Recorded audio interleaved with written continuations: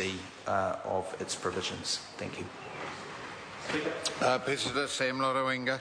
Thank you, Mr. Speaker. Mr. Speaker, it's a privilege for me to speak in support of this bill, the Child Support Amendment Bill, and I thank the Minister who's just left the chamber for what is another sensible piece of legislation introduced to this House.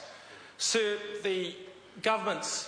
one of the government's key social policy objectives is to ensure that all New Zealanders have an equal opportunity in society. And this bill, sir, reinforces that objective because it includes a safety net through the benefit system for those who are unable, for whatever reason, to look after themselves financially. And, sir, this builds on the great work that this government has already done in the area of welfare reforms, in the area of green paper consultation around vulnerable children, and this bill supports again the welfare of children in our country because they are the future. They are certainly part of what is important in New Zealand society today.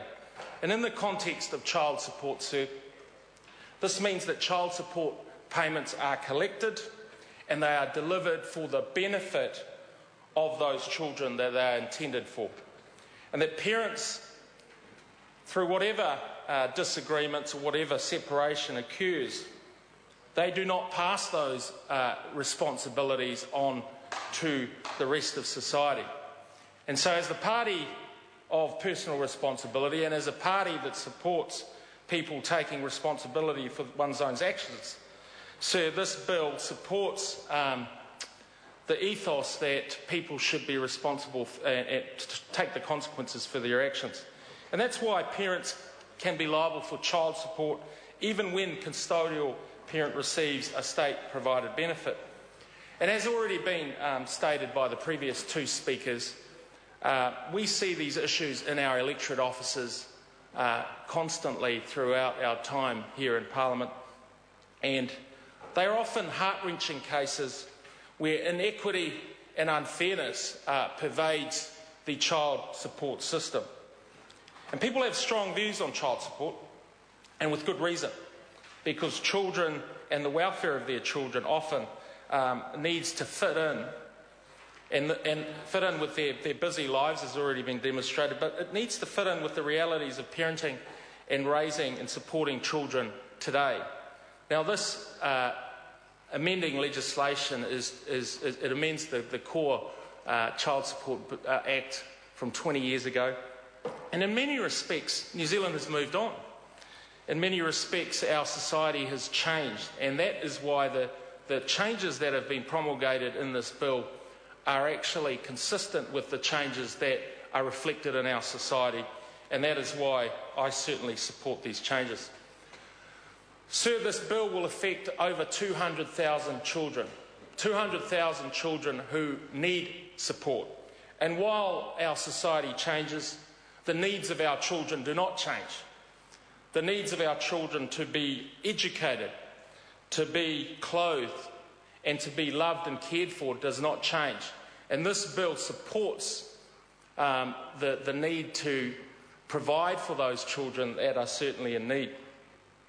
And today, of course, parents are frequently, both parents are working. Childcare arrangements can be quite complex depending on the child concerned. And these arrangements need to be fluid and they need to be flexible to respond to the changing needs of our society. So, as the Minister's already pointed out, there was extensive consultation, and consistent with the government's approach in terms of multi-agency approach to solving some of society's more difficult problems, a range of government departments have been involved in this consultation, from the Ministry of Social Development, of course, the Ministry of Justice, Women's Affairs, Treasury, Families Commission. So it's been a multi-pronged approach from government in solving these issues. There's also been significant public consultation, as the Minister has referred to, supporting children discussion document in 2010. We had over 2,000 participants in an online forum consultation that was discussing the issues relevant to this bill, and a further 112 written submissions. So, Sir, the changes are really about a child support calculation formula that will take into account some of those issues that I've already alluded to around shared care, around the different income levels of both parents, and around the estimates for expenditure that have changed for children in New Zealand society today. This bill modernises a bill, an act that has been in place for 20 years, that many in this House recognise is outdated and requires reform.